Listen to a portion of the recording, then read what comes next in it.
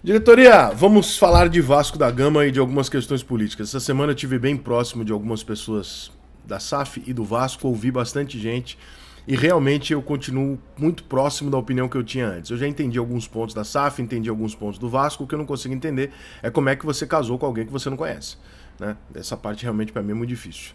Porque a impressão que eu tenho é que a 777 não sabe exatamente como é que funciona a questão política dentro do Vasco e que o Vasco não tem a menor ideia de quem são as caras da 777 e o que eles querem fazer. A impressão que eu tive foi essa, que nenhum dos dois lados está exatamente a par daquilo que ele está lidando. Porque tem um abismo entre os dois muito grande. As pessoas da própria 777 entendem lá que tem uma dificuldade ainda, né? As que eu conversei, que pô, é um processo, é mais longo e tal. Eles acreditam que ainda vai virar o negócio do Barbieri, etc, etc. Estão fazendo uma reestruturação interna de uma série de outras questões e tal. Ok. O pessoal do Vasco, que são os caras que assinaram a venda para a 777, agora eles estão questionando uma série de condições que a 777 já tinha colocado, já estava funcionando dessa maneira, e que agora virou uma coisa que, não, precisamos fazer alguma coisa. Por quê? Porque quando o Vasco não ganha, politicamente o Vasco vira um inferno. É o pior cenário político brasileiro que eu conheço, é o do Vasco. É um inferno. São as próprias pessoas políticas de dentro do Vasco que destroem o Vasco em detrimento da sua causa própria, do seu partido, da sua ideia de clube. Só que tem alguns momentos, cara, que eu realmente fico confuso. Então, esse é um desses momentos que eu olho e falo assim, vem cá, o Vasco tá numa situação que é a seguinte, o Vasco foi vendido, tem um grupo que tá lá, botou um dinheiro, contratou alguns jogadores e tal, tá ainda meio perdido com algumas coisas, natural, a torcida tá meio já puta, porque mas a torcida vai ficar puta com o SAF, com o presidente, qualquer merda. Não ganhou, vai tá puta. A torcida do Fluminense não conseguiu ir no CT protestar ontem, 40 torcedores do Fluminense. Tudo bem, um bando de desocupados. Tá na cara que isso é política, tá evidente que isso é política. Né, que não tem lógica você ir protestar contra o Fluminense nesse momento. Então, você vai lá, compra lá 40 carinhas lá para fazer barulho e faz o barulho. Isso não vai mudar nunca, tá? Com o SAF ou com o presidente. Mas é que a maneira com que o Vasco faz as coisas politicamente, ela às vezes ela soa como uma chacota, parece uma piada. Você fala assim, bom, então vem cá, então o Vasco e a 777 querem fazer uma reunião para se inteirar e tal, não sei o quê. Beleza. Quem é que sabe mais disso? A imprensa. Porque os dois lados, em vez de eles estarem numa mesa resolvendo, os dois lados procuram a imprensa para tentar dar uma versão do que está acontecendo. E a imprensa fica intermediando uma briga entre dois caras que são as duas cabeças do mesmo lado. Não tem lógica. Vasco e 777 não são inimigos, eles estão do mesmo lado. O Vasco vai na mesma direção. Então não tem o menor sentido que essa briga seja midiática. Vamos supor que ela exista. Que seja interna. Qual é o interesse que essas pessoas têm de deixar isso público?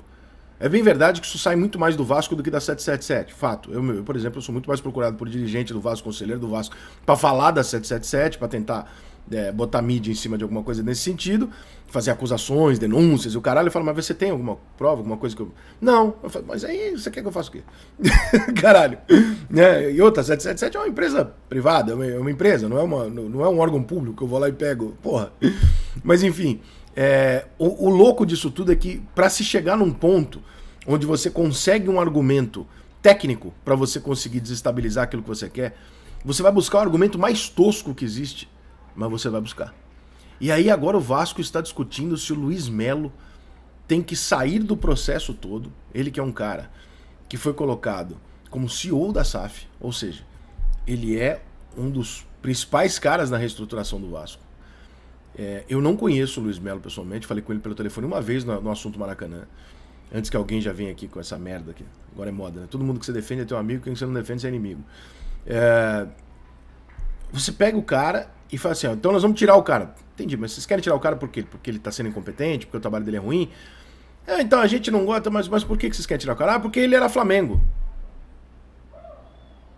Gente, calma aí. Não, mas é que o status... Você só descobriu isso agora? Se ele tinha uma carteirinha lá, o caralho. Então quer dizer que se amanhã ou depois eu virar treinador de futebol e eu assumir o Corinthians, por exemplo, o Corinthians vai chegar e se eu perder 3 jogos, a diretoria do Corinthians vai falar assim, então, a gente não sabia, mas você era sócio do São Paulo. Sim, eu nasci sócio do São Paulo, eu não tenho culpa. Então você está demitido sem multa rescisória por causa disso. Isso é buscar subterfúgio, é buscar motivo. Por que não se tem uma conversa mais franca? Ô Luiz Melo, nós temos um problema com a sua gestão. Ok, aí é com vocês.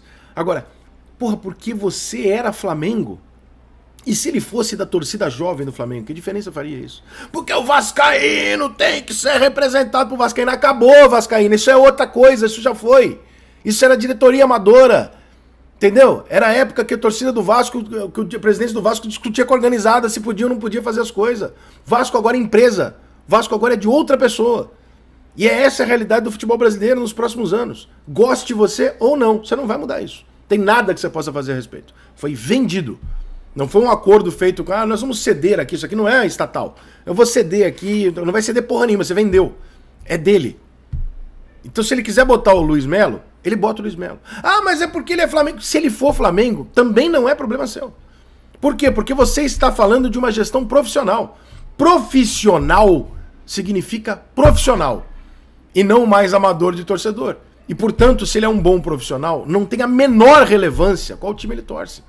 Ou de qual instituição onde ele já fez parte. A menor relevância. Usar isso para botar isso na discussão é mostrar o porquê que o Vasco não andava.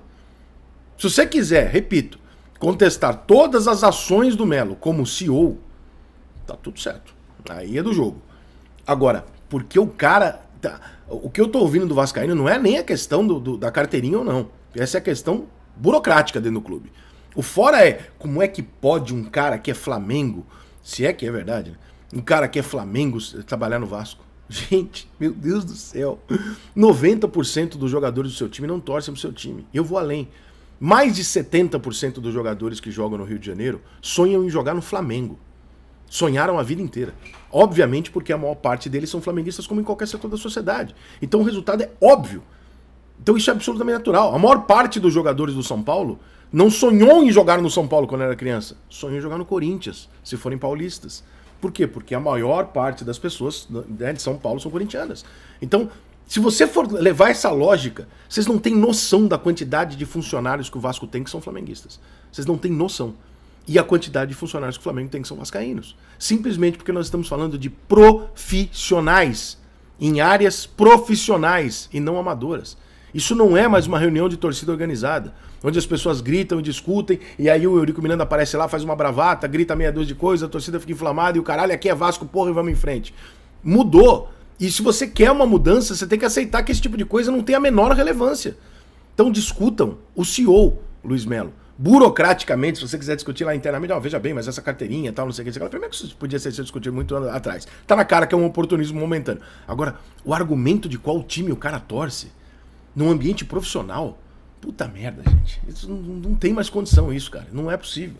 Isso é querer manter o Vasco anterior. Se quiser manter o Vasco anterior, tudo bem. Mas também não reclama dos resultados, porque os resultados estão sendo os mesmos. Então...